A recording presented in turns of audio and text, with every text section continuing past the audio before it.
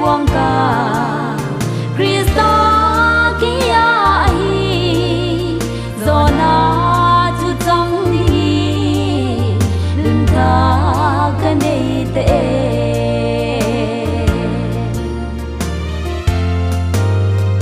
kanung le kama boy na Suangpi azi Haksat le gentheinan bom jing se peidong taga umin Zawni mal le olal panang inle ngai tua jing se gahi ka KISELNA Suangpi lang Krista thep na tui pi gorin fon ma le Tichun lungai puangka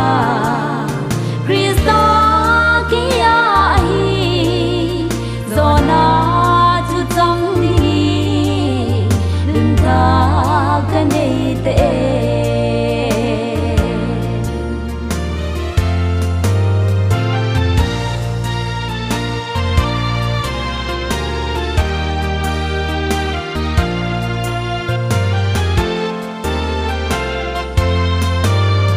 Leilung nuai inle van sum te kal inle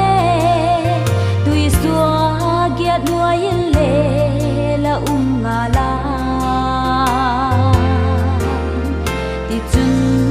lama patin qua hem kisel zaudi tilbang kim hi lalpa ngai ngala ka KISELNA Suangpi lang Krista thep na tui pi gorin fon ma le